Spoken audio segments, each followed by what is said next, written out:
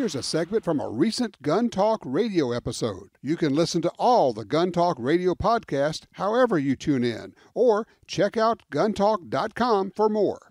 I know that a ton of people have all said, when the NRA fundraisers call, they say, well, once Wayne LaPierre is gone, call me, because I'm not giving you a dime until he's gone. Well, he announced on Friday that he is resigning effective at the end of the month. That's interesting that it's effective the end of the month, January 31st. There are a lot of interesting twists to this that people have not been talking about, and some that people have been. And you'll have to forgive me. I'm going to be going through a number of different stories and actually picking them up and reading them, because we have things like The Reload and Cam Edwards and Jeff Knox and people who are giving their take on what this means and what it doesn't mean and what may actually be going on. One of the things we have heard is that Wayne has a $17 million golden parachute. And when he leaves, he gets $17 million. That has not been substantiated as far as I can tell. It may be true, may not be true. It also may be subject to alteration by the courts. And there's a lot going on in the courts. Here's a thought.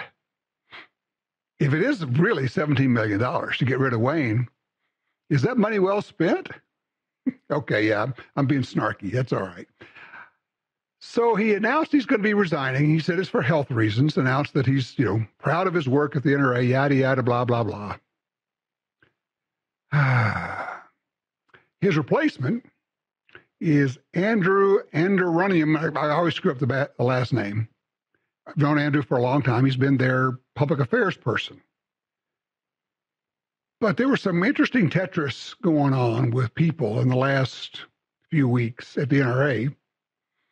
And Joe DeVergelis, who was head of general operations, was ejected. He may have been less than completely faithfully loyal to Wayne. And also part of the grand plan, when Joe was ejected as head of general operations, GO, Andrew was put in from his public affairs side. Basically, he's been Wayne's assistant for a long time. So they put Andrew in, and then, oh yeah, by the way, now that Wayne's resigning, guess who is in line to be the executive vice president? Yeah, Andrew. Which means, one would think, you basically have Wayne Part 2 in charge there.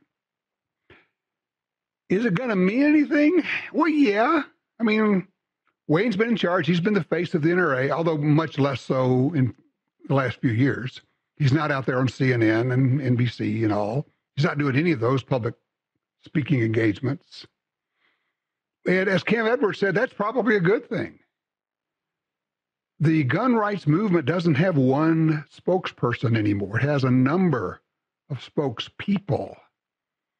We don't have just one gun rights organization, even though the general media and the anti-gunners like to hold the NRA up as the big bad boogeyman. The truth of it is, as NRA has waned, as their fortunes have gone down, and we'll talk about how that happened and to what extent that happened in just a little bit. As that has happened, other groups have picked up the slack. The Second Amendment Foundation is right there. The Firearms Policy Coalition is right there. The Gun Owners of America is right there. And much to my surprise, and I am shocked and not saddened at all, that National Association for Gun Rights, NAGR, has come on board with a number of very good lawsuits and doing some good work. A group that I frankly and openly did not think much of a few years ago. And they've stepped up. Very interesting what's been going on here. A lot of things going on in the courts. So now the NRA is important. Don't get me wrong. The NRA is very important. And I am hopeful that this will start a new chapter. But it's only the start. Because it's not just Wayne. It's all those people around him. And Wayne and four others have been charged. Trial starts tomorrow, January 8th in New York. A civil case brought by the Attorney General, Letitia James, charging Wayne and the people around him and the NRA with misuse of funds. If there was ever a slam dunk case, if there was ever a I'll just whistle and win this one for the attorney's case, this is it, because the misappropriation of funds is so huge, unbelievably huge. Even if you think you understand what's been going on there, you probably don't. We're talking about tens of millions of dollars every year. Tens of millions of dollars every year. I personally would not be surprised if we ever get to the bottom of it, if we ever find out what really has happened, the amount of money that's been siphoned off from our money, our $35 a year annual dues. I would not be surprised to learn that it hits $1 billion. Yeah, with a B. $1 billion. I mean, right now you got Bill Brewer, the attorney, who kind of is running the NRA, actually, in the weirdest soap opera story ever. And he's billing $40, $60, $80 million a year. Yes, I said $40, $60, or $80 million a year has been. And the weirdest part is he's the son-in-law of Angus McQueen from Ackerman McQueen. Angus McQueen made Wayne LaPierre. Wayne didn't say a word in public that Angus McQueen didn't write for him for decades. And Ackerman McQueen, the PR agency, and there's the Mercury Group attached to that. That's a whole weird story in itself. They were billing, unbelievable amounts of money. I mean, there are stories about people accompanying Wayne and the top people from the agency carrying the, whatever it was, American Express black card or whatever, so that they could charge it to the agency, his personal expenses, and then bill it back to the NRA so that he didn't ever actually spend it. It was the agency spending it. It's just bizarre. And I don't know what's going to happen in this civil case. We'll find out, but it starts tomorrow. But the big news right now is that Wayne LaPierre is out as of the end of this month. What does that mean for the court? I don't know, but he cannot use it. The NRA cannot use it to offset the charges. Only they can use the course correction when it comes to the sentencing phase. So that's going to be fascinating as well. Let's go to the phones. Jeff is with us on line 1 out of Oregon. Hey, Jeff, you're on Gun Talk. What do you think about this NRA thing? What a mess, but it's good to see step one with LaPierre being out. And thank you for educating us about the Second Amendment Foundation, which is where my contributions have gone the last few years. But as a life member of the NRA, I've been holding off sending any contributions, and I think I will hold off not knowing how it's going to be spent until I get the clearance from you on Gun Talk. So.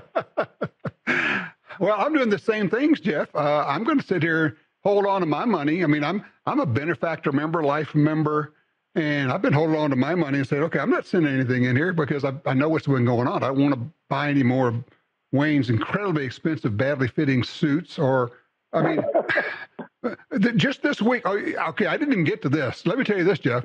Just this week, the reports are that LaPierre wrote a check for about $250,000 back to the NRA to pay them back for private flights. We're talking about charter jets for family and friends that was billed. That's our money that he was using to fly his friends around with. Oh, but wait for it. And then a separate check for $16,000 for flying his wife's favorite hairdresser and makeup person out so they could take care of her. Our money, $16,000 of it, and that's the kind of things they were doing regularly. Yeah, what a mess. And like I said, it's too much for me to be able to keep up on. So like I said, I'm going to wait till I get the clearance from you before the NRA gets any more contributions from me. Well, I appreciate the vote of confidence. Well, I'll tell you what, look, Jeff, go ahead. And Jeff, I appreciate the call. Let me do this, and thank you, sir. this is one of those, where are we now? And part of it is we don't know for sure. Wayne LaPierre has offered his resignation. He is resigning. Effective the end of the month.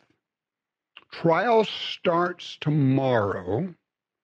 One of the people who's charged in the civil trial, Josh Powell, just agreed to pay $100,000, I guess, back to the NRA as reimbursement for money taken.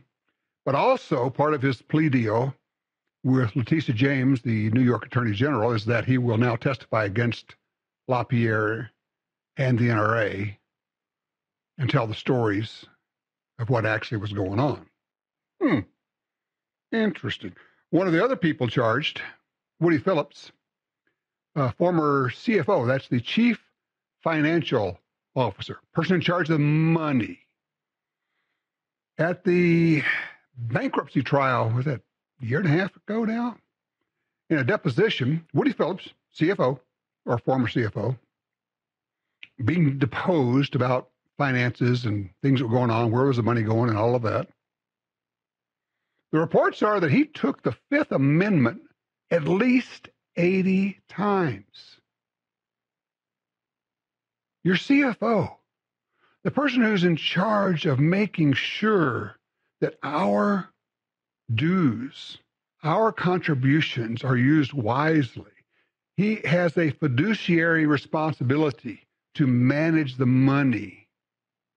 Takes the Fifth Amendment at least 80 times. It won't answer the questions. There's a whole lot more going on there. So what you have is these key people, and this goes back to Jeff's call. You have these key people at the NRA, the group right around Wayne. Hold on a second. Sorry. The ones who were handpicked by Wayne, and maybe by Angus McQueen to some extent, maybe by Bill Brewer. We don't know. We don't know what has been going on back there. And these people have been, I hate to say the word, managing the money, flying all over the country, flying all over the world in charter jets. In Wayne's case, staying on a more than 100-foot long luxury yacht. Oh, it just happens to be owned by one of the vendors who's making tens of millions of dollars from the NRA. Yeah, nothing shady going on there. Okay. So my position on this is, until and unless those people are gone, nothing changes. And I'll go further than that, because we got 76 members on the board of directors? That's insane.